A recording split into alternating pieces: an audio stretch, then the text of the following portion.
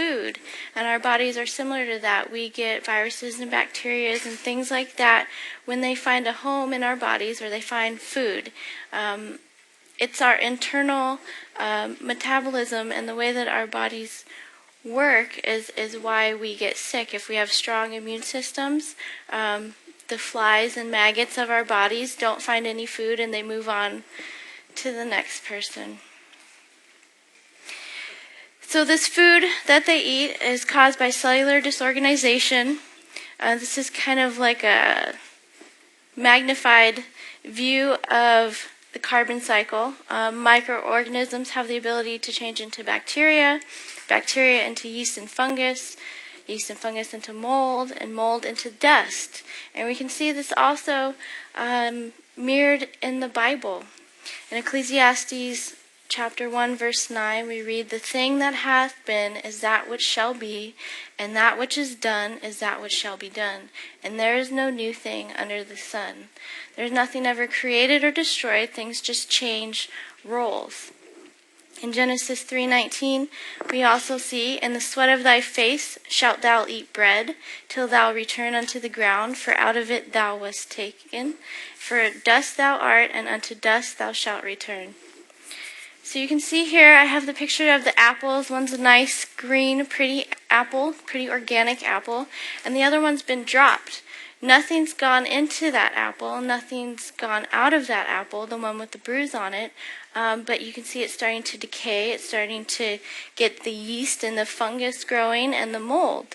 That's because the apples are living things, and it's very similar in our bodies. The microorganisms that keep it alive are changing roles. It's similar as if you were to take an egg and shake it up. It's going to smell after a while. Nothing's gone into the egg and nothing's gone out. But cellular disorganization has been created, and the microorganisms change roles to then deal with that. So common causes of cellular disorganization and disease: pollution, toxic overload, either externally or internally with toxic emotions. We heard some great lectures earlier about the limbic system and the emotions. We can have toxic emotions that cause disease. Poor diet, poor circulation or lack of exercise. Perfect health depends upon perfect circulation. Poor sleep habits, dehydration, overindulgence or lack of self-control. Stress and overworking, unsanitary conditions, not cleaning or cleaning too much, and even ignorance. I think that it's in your handout also if you want to go over that. But with the cleaning too much, there's antibacterial soap. Can actually be very harmful to us. It has a chemical called triclosan, which is actually a nerve agent that destroys our nervous cells and our muscles. So that's something, when we're cleaning, we want to make sure that we have pure, healthy, non-toxic cleaning products. Disease. Councils on Health, page 90.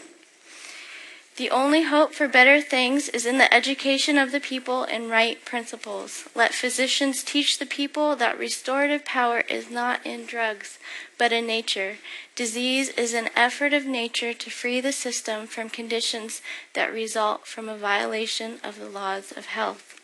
In the case of sickness, the cause should be ascertained, unhealthful conditions should be changed, wrong habits corrected. Then nature is to be assisted in her effort to expel impurities and to reestablish right conditions in the system. So that's what we want to do, is to expel those impurities and reestablish right conditions in the system. The 8 Natural Doctors, Ministry of Healing, page 127. Pure air, sunlight, abstemiousness, rest, exercise, proper diet, the use of water, trust in divine power. These are true remedies. Perfect health and wellness equals balanced daily healthcare routines. Lifestyle management by eating right, exercise, rest, and managing stress and reducing our toxic load. We're exposed to many toxins today, from all different things, even the clothes that we wear, our toothpaste, our shampoo, our soaps, our air, all kinds of things have toxins in them now. So we really need to be aware, be educated, and use things as naturally to how God created them as we can. And then for our healthcare, prevention is key, preventative self-care, and also proactive healthcare. We need to learn to be our own doctors. Nobody knows your body like you do. You know what you do that makes you feel good. You know what you do that makes you not feel good. So really understanding ourselves and our own bodies and making the decisions regarding our healthcare. Now we'll go into herbs. These are means for health. In Ezekiel 47 verse 12 we read that the leaf thereof shall be for medicine. The leaves of the plants were given to us as medicine, and these help us in our efforts to expel impurities and to reestablish right health in our bodies. Now, dried herbs are concentrates of the non-volatile portions of plant fluids which become available for healing by applying them as poultices or brewing them as teas. The consumption of live herbs, fresh grains, and vegetables are another way of obtaining the healing capabilities of plants. Now, essential oils, which we're going to go into, are steam distilled from herbs. So they're kind of like the life of the plants. They're the immune system. They embody the regenerating, oxygenating, and immune strengthening properties of plants, much like the blood of the human body. They carry the highest levels of oxygenating molecules of any known substance to man. There has not been found one virus that can become immune to an essential oil. Now, what gives essential oils their strength being the diverse where they grow, how much sunshine they get, all the air. No batch of essential oils is ever really going to be identical, and that's what gives it its strength, because viruses and bacteria cannot become immune to it. That's the weakness of pharmaceuticals, is they have strict quality standards, so every batch of the different, like penicillin, is going to be the same, and that's why we're having these superbugs emerging. Essential oils are mixtures of dozens, even hundreds of constituents, all of which are composed of carbon and hydrogen, sometimes oxygen. All essential oils are principally composed of a class of organic compounds built of isoprene units. I won't go into that, but they're basically classified as terpenes, and that's what makes essential oils unique.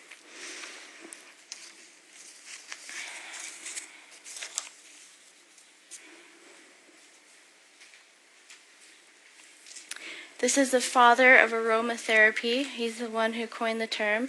A French chemist and scholar, Basil. In 1910, he discovered the virtues of essential oil of lavender. He worked at a cosmetics firm and badly burnt his hand during an experiment. What he did was plunge his hand into the nearest tub of liquid, which just happened to be lavender essential oil. He was later amazed at how quickly his burn healed and with very little scarring. This started a fascination with essential oils and inspired him to experiment with them during the First World War on soldiers in military hospitals. He used oils of lavender, thyme, lemon, and clove for their antiseptic properties. He noted an increase in the rate of healing in wounds treated with essential oils, and that the oils seemed to be free from the disadvantages present with other antiseptic agents in use at the time. There are two different types of oils. Plants produce two types of oils. Non-aromatic fatty oils, these would be like your olive oils or your coconut oils, grapeseed oil, almond oil. They all come from the seeds or the fruit. And fragrant essential oils, I'm not really sure why they're called oils, because they're not oil at all. They are lipid soluble, but they're not like the traditional fatty oils that we think of. They're composed of oleogum resins. The resin part is alcohol soluble, the gum part is water soluble, and the oleo part is lipid soluble. For example, frankincense, which comes from the gum of the boswellia tree, its composition is 60% gum, 35% resin, and 5% oil. Therefore, the extracted oil in this case is 20 times more concentrated than that of just using the frankincense gum, or the frankincense tears is actually what they're called, alone. The way the essential oils are extracted, most of the time, sometimes they're cold pressed, but for the most part is by steam distillation. You have the water and the plant material and the distiller. The water is heated, and then the vaporized water and the essential oils go through a condenser filled with cold water, and then at the end you end up getting the oils, which separate, and then the floral water. And if you've ever seen steam distillation done, like I've seen the lavender, it just looks like hay when it comes out. All the color's taken away, it's all dry and brittle, so it's really taking the life out of the plants and condensing it into the essential oils. So the function of oils in plants and in humans is very similar. They mirror each other. In plants, they regulate growth like hormones. In humans, they support and balance the endocrine, circulatory, digestive, and reproductive systems. In plants, they help in plant metabolism like enzymes do in our own bodies. For us, it aids in metabolism of our nutrients, minerals, and vitamins. In plants, they are the basis for the plant's immune system, warding off undesirable viruses, bacteria, microbes, fungi, parasites, and insects. In humans, they boost our natural defenses so we can fight disease by our own abilities. They are friendly to us, but hostile to bacteria, viruses, parasites, and fungi. They also act as a natural insect repellent, as the plants use the essential oils to ward off different insects. It works the same for us. In plants, oils are used when the plant is cut. It bleeds into the wound, which initiates healing. I don't know how many of you have house plants at home, but if you break a leaf, you see a little liquid come out, and that's the essential oil. In humans, putting essential oils into cuts or wounds can accelerate healing and protect from infection because of their antiseptic capabilities, which makes them microbicides. Why essential oils can heal. Essential oils are composed of tiny molecules, all less than 500 atomic mass units in molecular weight, which means really, really small. Because of their infinitesimal size, essential oil molecules can easily pass through all of the tissues of the plant and into their very cells, right through the cell walls. Thus, they bring nutrition and information into the cell and carry waste products out. The fact that they are oils, mixtures of lipid compounds, enhances its penetrating power, enabling them to administer to the plant's needs from gross circulation to the internal workings of the cell. Any essential oil placed anywhere on the body is transdermal, which means it penetrates through the skin and can reach every part of your body within minutes. So essential oils can essentially kill viruses and bacteria because they're able to pass through the cell wall, which is where viruses are. Antibiotics cannot. Antibiotics cannot cure viruses. Viruses cause coughs, colds, runny nose, and sore throats, bronchitis. They only help infections caused by bacteria. But if you remember earlier when we were talking about the cellular disorganization, when you take antibiotics, they take out all your bacteria, and then you're left with the yeast and fungus. I don't know how many of you are familiar with candida, but antibiotic overuse is a huge contributing factor to candida because it not only kills the bad bacteria, but it kills the good bacteria. It kills all bacteria, so then you get an overgrowth of the candida, which is a yeast, and it can be very dangerous. That's why we have many superbugs developing. So the word antibiotic in and of itself means against life. I don't know how many of you are familiar with where antibiotics came from, but they actually came from mold. Penicillin was our first antibiotic, and it was created by mold.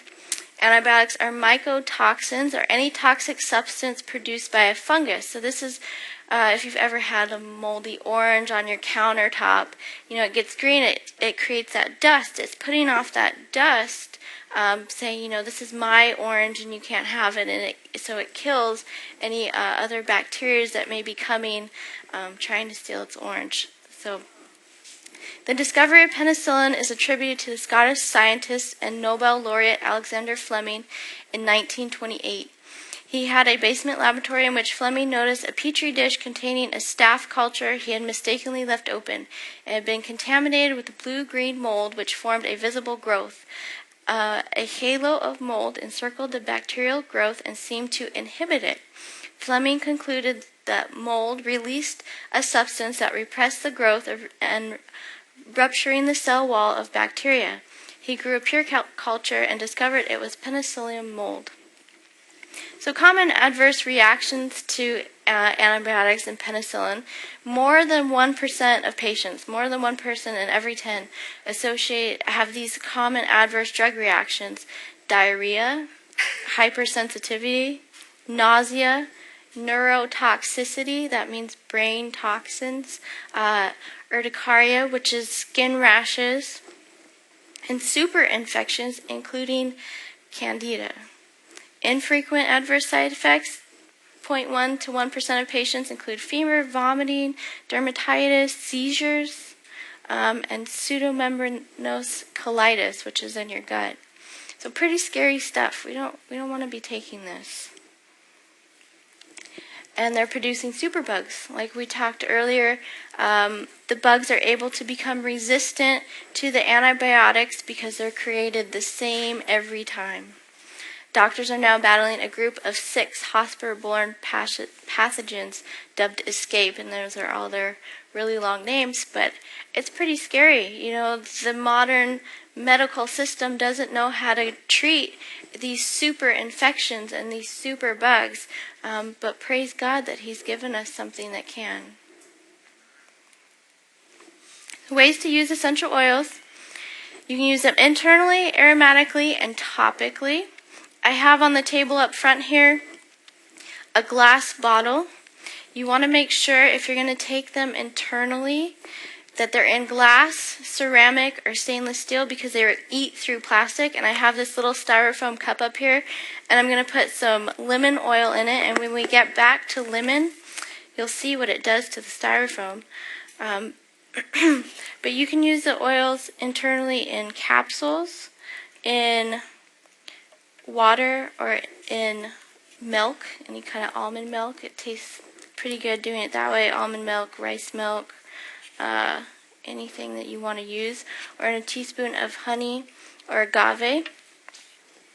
Topically, you can put it directly on the skin for systemic or localized effects. It offers immediate comfort and support. You can also use it for massage and anointing, as they did in the Bible.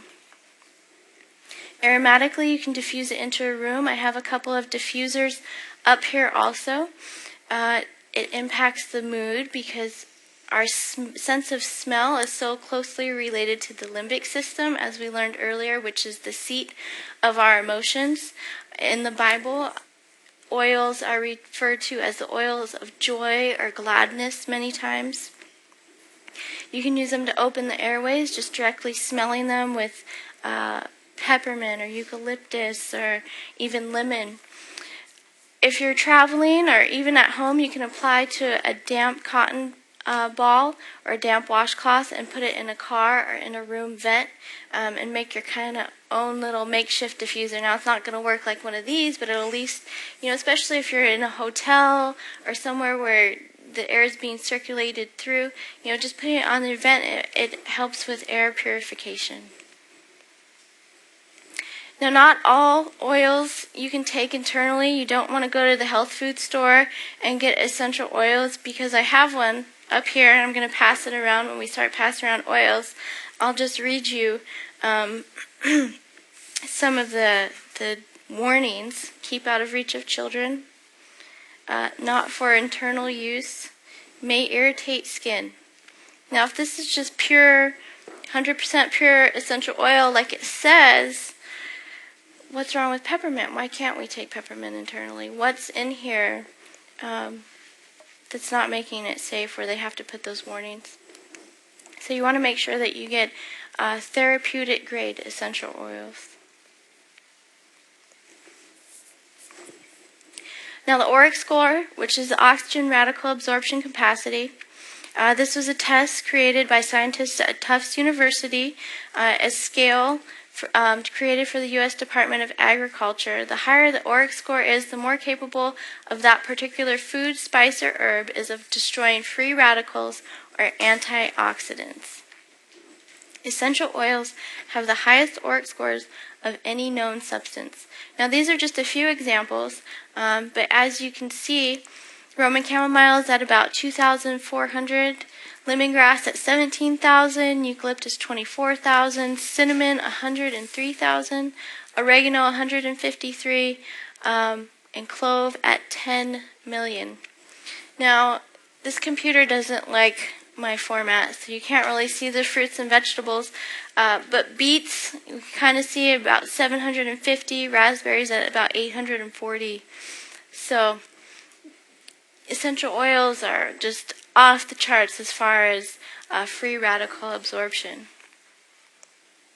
Peppermint. So now time for the fun part. I'm going to pass around the one peppermint oil, and I'm going to pass around another peppermint oil. And what I'm going to have you do, I'll demonstrate. You only need a tiny bit, so just kind of tap it on your hand, a little ball, tap on your hand. Take some, put it in the roof of your mouth, and taste it. And then what I'm going to have you do is make a little inhaler and smell, and then take the rest and rub it on the back of your neck. So I'll have my helper. Thank you. No, don't use the bad peppermint, because I don't know what's in there. I don't want you to get sick. Yeah, I want you to smell and compare, and then with the good peppermint, just get a little dab on your hand. Like I said, roof of your mouth, smell, and rub some on the back of your neck. The small one, the really tiny one. Yeah. So you can go ahead and pass that around. If you want to look in your handout, I've got most everything on here for you. So peppermint is a digestive aid, relieves stomach upset, nausea, bowel inflammation, boosts stamina, and helps restore mental alertness and accuracy. There is a study done at the University of Cleveland on peppermint, and it was shown to increase mental accuracy by 28%, which is a pretty big number. So it's really good for people who are studying, while we're studying the Bible, or students that are going to school, to help with recall and mental accuracy. Peppermint's excellent for non-disease related pain, muscular or joint, also for headaches. It's an amazing headache remedy. It increases oxygen uptake, good for fever, hot flashes. It can cool the body temperature. When I got here on the first day, it was so hot. And I put peppermint on the back of my neck, and I smelled some, put some on my feet, and it's just instant, because the oils go into your system just within minutes, and it helps to cool the body temperature. A really good remedy for children. When children get fevers, especially small children, it's safe, non-toxic, and will bring the body temperature down. Also helps to invigorate the lungs, to smell, and aids in circulation, and helps with allergies. Some of us have allergies. It's very good to smell. It'll open up the sinuses just right away. Lavender. Lavender is all things calming. And I'll pass that one around if you just want to smell it. I think I might need another helper to help me with this. If Samantha can help me with this. All you gotta do is pass it around. Go around and let everyone smell that. Thank you. And then come back and get another one. Alright, so lavender is all things calming. Lavender is your most versatile of all essential oils. It's good for just about everything. This is your Swiss Army knife of oils. If you have no other oil in your first aid kit or your medicine cabinet or wherever you have it, have lavender, because you can just use it for everything. Also good for arterial sclerosis, which is hardening of the arteries, allergies, hay fever, depression. It's uplifting and calming, calming, relaxing, healing, especially emotionally. Insomnia, mood elevating and balancing. Good for hair and skin itching. I've had some skin issues in the past. I use lavender, Melaluca, and Myrrh, and they're excellent for healing skin conditions. Poison oak, burns, cuts, bruises, infections, even gangrene, cold sores, herpes, menopause, muscular paralysis, physical stress, rheumatoid arthritis, and even people dealing with withdrawal. Did everybody get to try some peppermint? Getting around? Okay. Now this little guy, he went through what he thought was a puddle of water, and it had chemicals in it, and he got this nasty burn on his foot. This is 15 days later after just using the lavender oil. It's almost completely healed. Melaluca, which is tea tree oil. Let's see if we can get this one around too, I guess, when they come around. This is your first aid for the skin.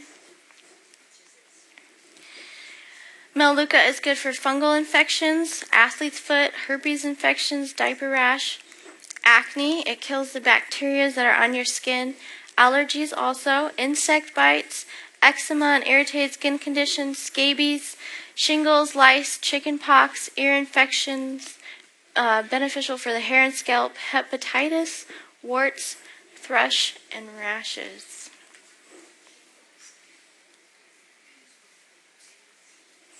Now, this lady had a 3rd-degree burn from boiling water. This is 5 days after using lavender and Melaluca daily. Big difference. 3rd-degree burns. It's pretty amazing, the healing capabilities. Lemon, all things clean and fresh.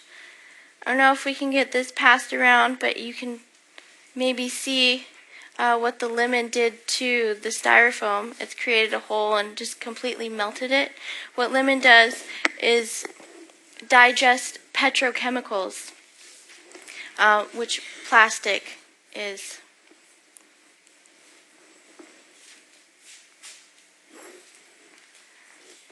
So lemon is mood elevating, uplifting, good for blood pressure regulation, constipation, a natural antioxidant and detoxifier, improves circulation, even the lymph system, tone skin, stimulates the immune, and aids with stress, antibacterial, antiviral, antifungal, anti-inflammatory, and antiseptic.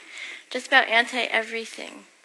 Water purification. If you have tap water at home, you can do an experiment. Get a glass of tap water and put a few drops of lemon in it, and if there's a lot of chlorine, you'll see some little white spots develop on the top, and it's actually digesting the chlorine and purifying the water.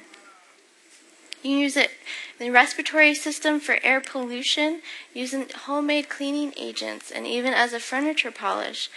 So like we were talking earlier about the toxins that we're exposed to, we can make our own cleaning agents for just like pennies on the dollar compared to what you have to go to a store to get them with just distilled white vinegar, baking soda, water, essential oils, so maybe some colloidal silver in there, but just way cheaper.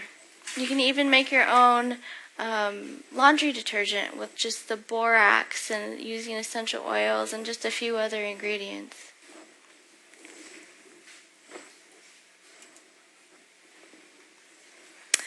Bergamont. This is an oil that's good for emotional stress especially. It's analgesic, anti-inflammatory, anti-parasitic, and neuroprotective. It protects our brain. Do you remember where the battle is? It's in our brain. The battle's for our minds. This aids with brain injuries, depression, mental and emotional stress, PMS. It also acts as a sedative and good for rheumatoid arthritis. Now we're stacking up on the ones I want to pass around to you, but maybe we can get these going. Maybe I could get another helper. Any volunteers? Okay, thank you. We're gonna need some more help. You want to do them the Yeah, same thing with this? Yeah, just take 3 of them. That'll be fine. Just if you want to just pass them around, let everybody pass them around. Keep the caps. Just catch them at the end. Yeah, maybe if we could get everybody to scoot just really close, we could just pass them right across. That might work better. Oregano. Thank you. Oregano is natural immune support.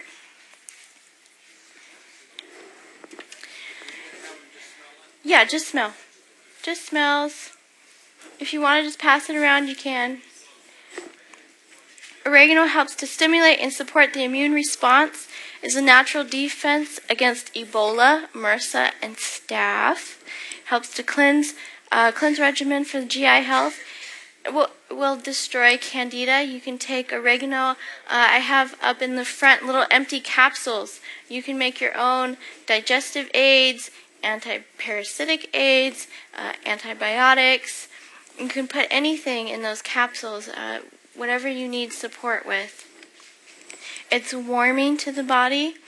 It will destroy parasites, ringworm, fungal infections, athlete's foot, and inflammation.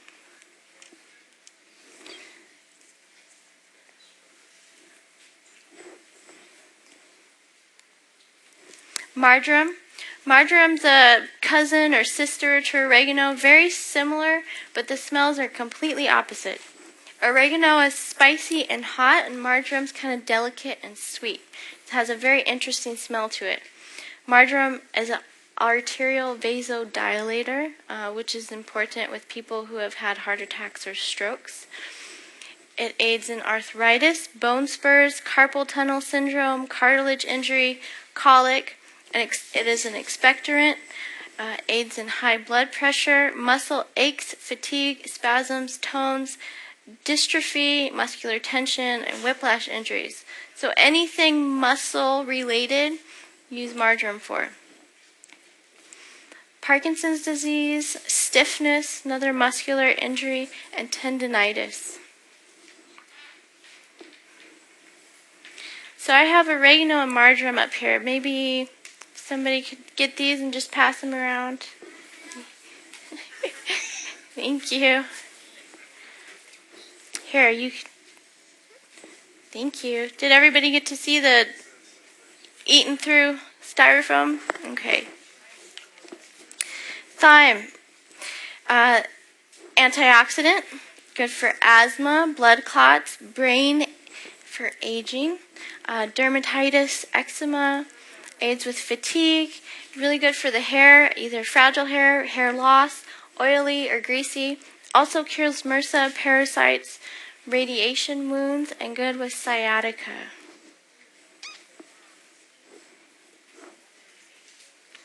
Basil.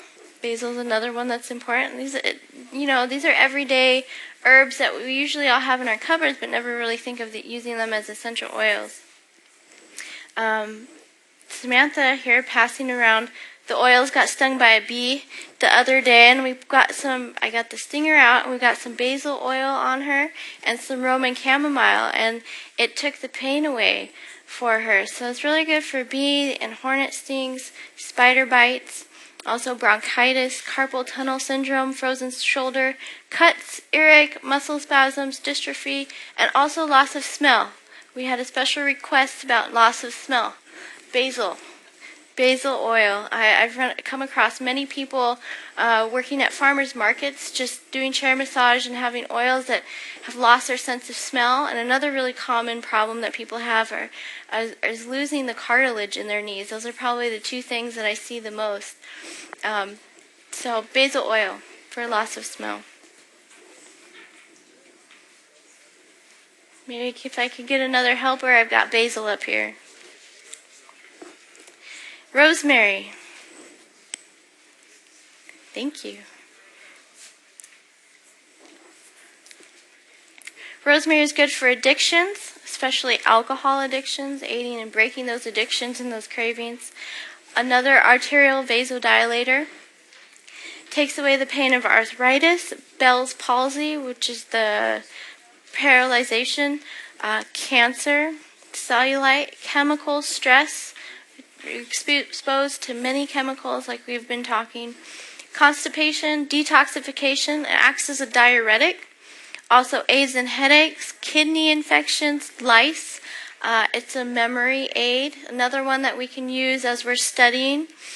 Muscular dystrophy, sinusitis, and viral hepatitis. So you would take that internally to get rid of that viral hepatitis. Sage. Sage is another common herb. Sage aids with cholesterol, cramps, abdominal cramps, emotional stress, epilepsy and seizures, estrogen and hormonal balance, mood swings, hot flashes, infertility, and postpartum depression. This is a really good oil for women. Excellent tonic for them. Like I said, with the emotional stresses, estrogen, and hormonal balance.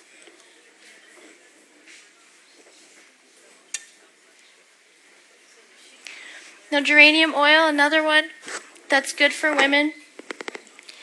It's good for agitation. It calms down agitation, very calming. Autism, bruises, calcified spines. Many people have the spines that are fusing together. Helps heal broken capillaries, gallbladder stones, aids in jet lag, osteoarthritis and osteoporosis, paralysis, post-labor or miscarriage, and skin for dry skin or sensitive skin, and also wrinkles. So if I could maybe get somebody else, we can get these passed around. Eucalyptus. Eucalyptus is anything respiratory. Asthma, sinusitis, congestion. It's an expectorant. It helps pull the mucus out of the lungs.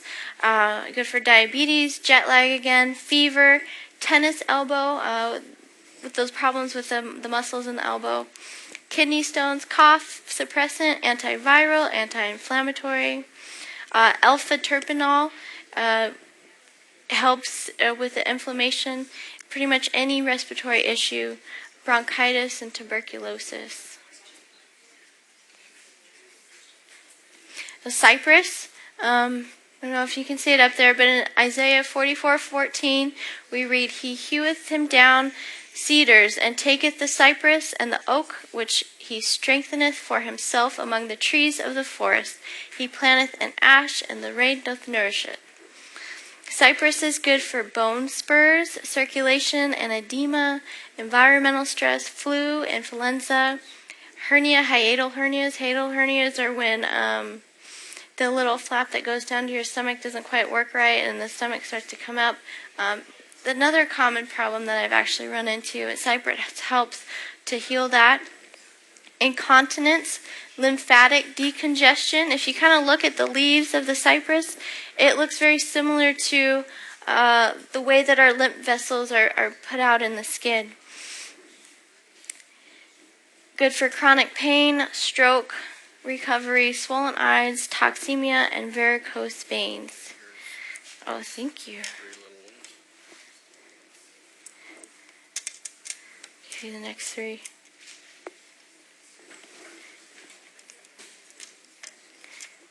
If we could maybe have everybody come in just a little closer, those in the back, just so we don't have the runners going quite so far, we can get through this a little bit quicker. I'm running out of time.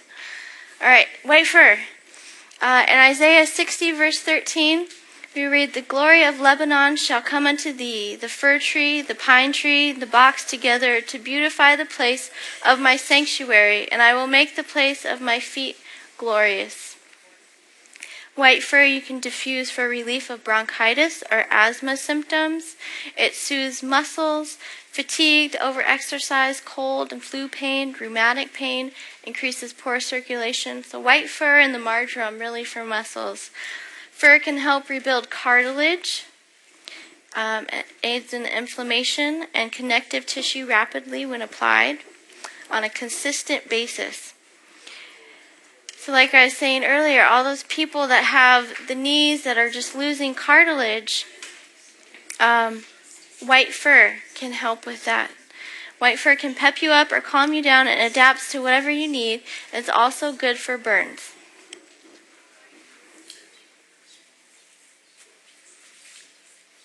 Tell us again how much we're supposed to take of this or what? If you want to come to me after, I can tell you how much for, because every condition's different. The question was, how much do we take of the oils? But yeah, just everything's different. It depends on if you're taking it internally or putting it on topically.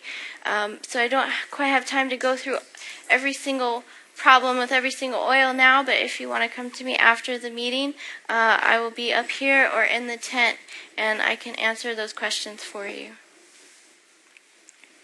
Lemongrass. Lemongrass has a really pretty smell to it. It helps to purify the air. It aids with cramps, Charlie horses, cholesterol, cystitis and bladder infections, and also UDIs, urinary tract infections. It's diuretic. Also helps with edema.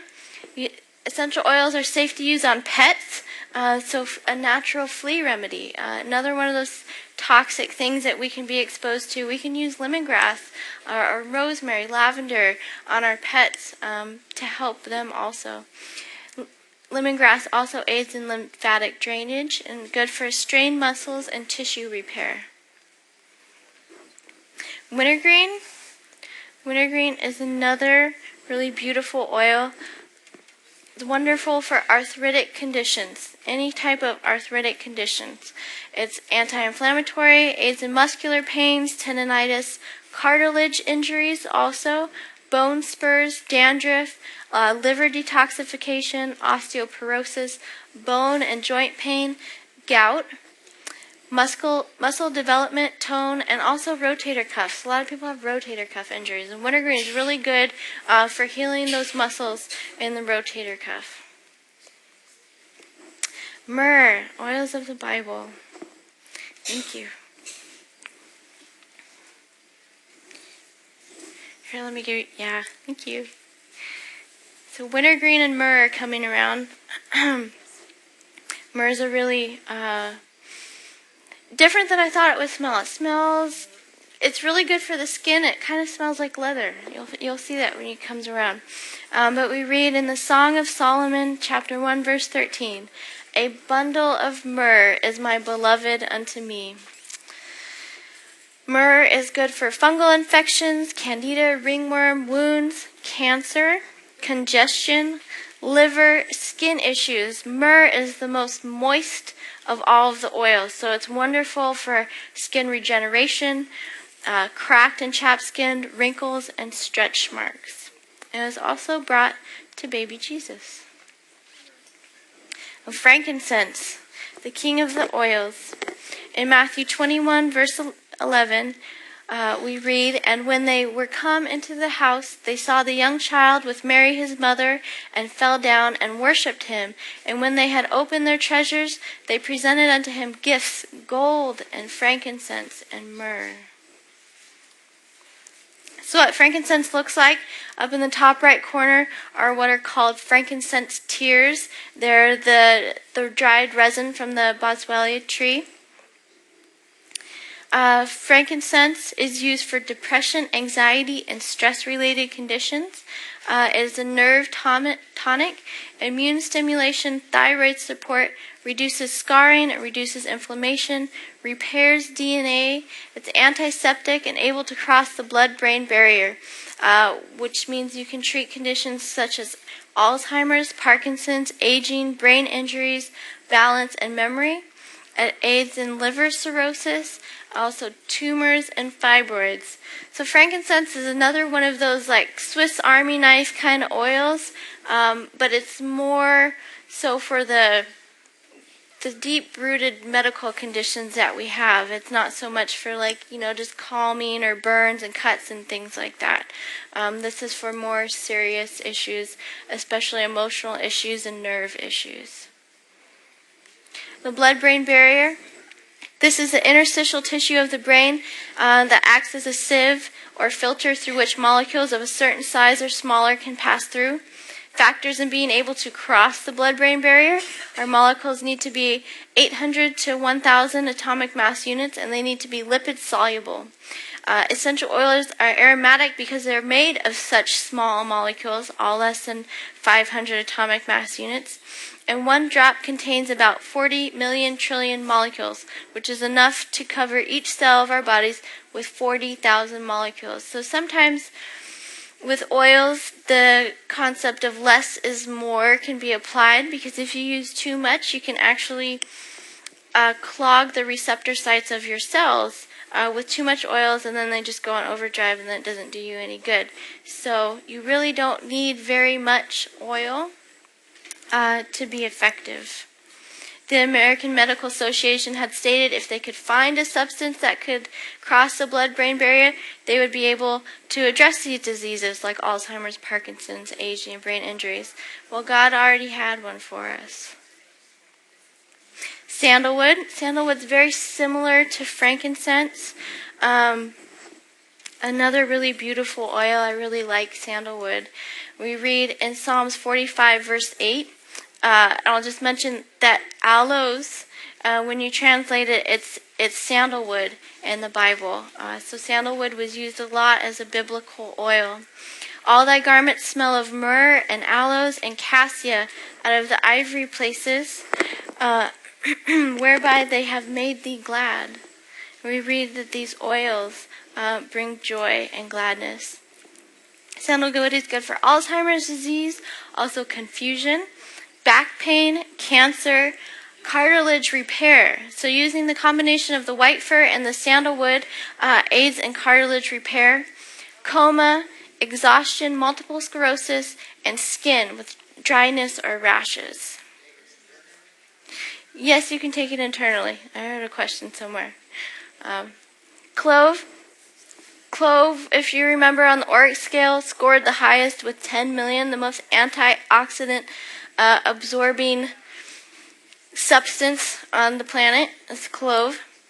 This is used as toothaches, headaches, and for other pain. You can apply it on location.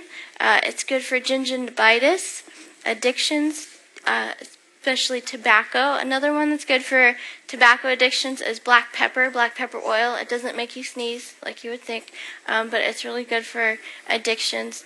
Like I said, clove is an excellent antioxidant. Eugenol is protective against cancer.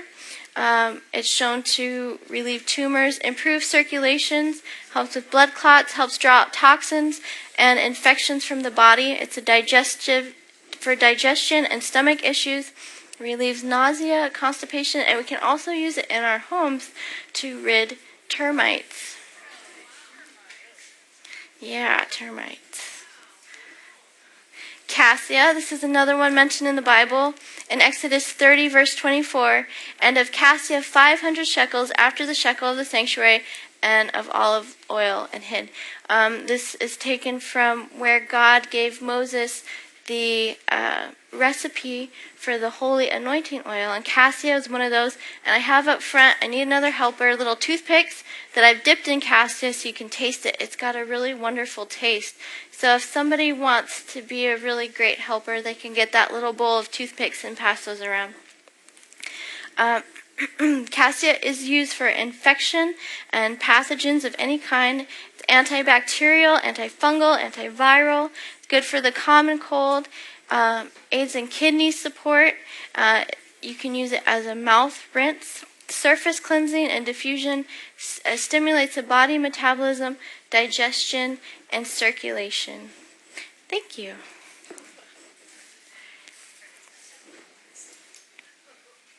So if you get the cassia on the toothpick on your lip, it's going to tingle a little bit. So try to get it in your mouth. It won't last forever, but just a little bit tingly. Cinnamon. Cinnamon was another one that was used in the holy anointing oils. In Exodus 30, verse 23, we read, "And take thou also unto thee the principal spices of pure myrrh and of sweet cinnamon." Cinnamon kills airborne bacteria. Do you think there are airborne bacteria in the sanctuary? With all the lambs being slaughtered. And cinnamon is good for airborne bacteria. Diabetes, it helps to regulate blood sugar, good for fungal infections. It stimulates the immune system. Wonderful for pneumonia when you smell it internally. Good for viral infections and also warming to the body. So if you live in cold places, you want to have cinnamon and oregano.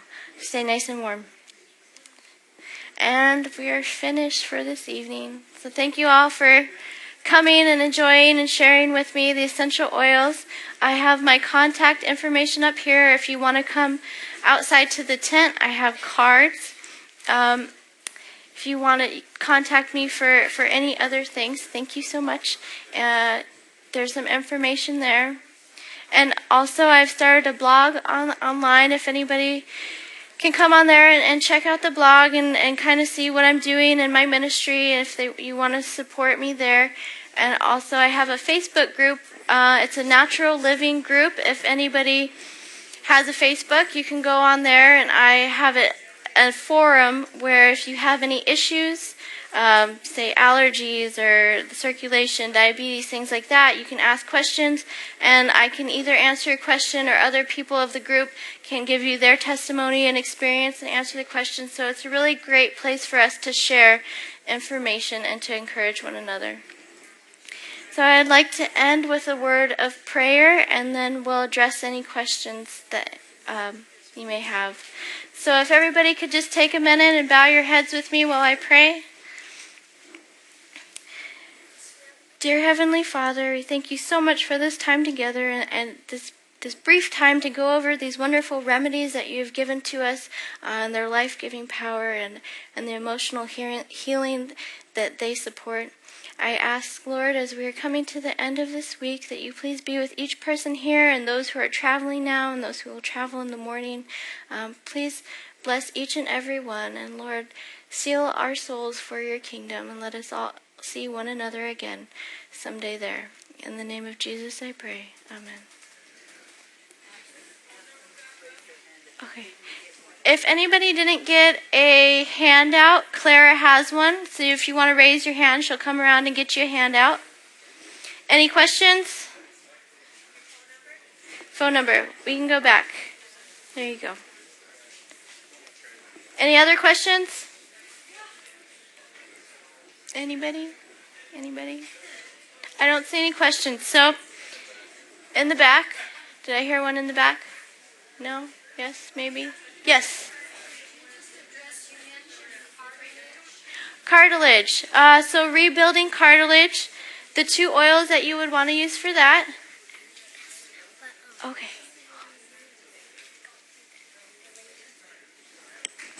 What's that? Oh, okay. Okay. Okay, thank you. Alright, sorry. Cartilage issues. You want to use White Fir. That's going to aid in reducing the inflammation that is caused by having the reduction of cartilage in your knees.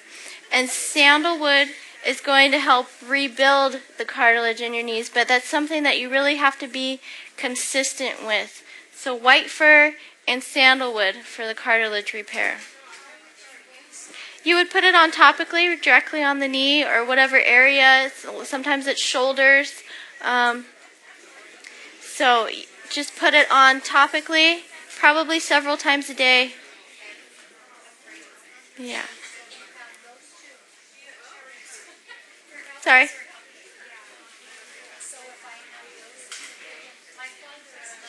Oh, okay. Right. The White Fir and the Sandalwood, you can try it and see if it'll work for him. Make sure he's getting enough water and things like that too. Things that will build cartilage. Garlic also helps with that. Yes, garlic.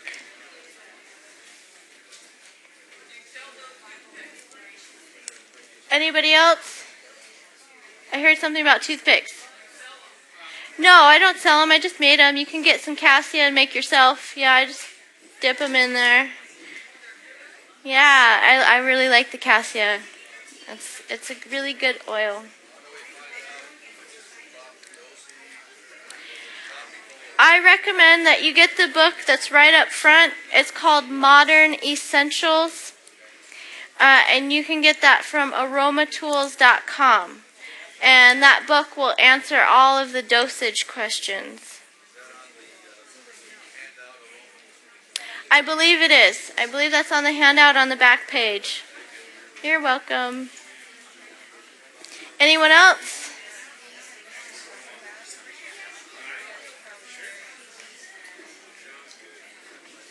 Any more questions? Yes. I do. I've got most of it back at my table, yeah. Thank you much. No, I will be here till the morning. Until I get cleaned up, yeah. Probably. Yeah, right. The book you can order from aromatools.com. I don't have any of those.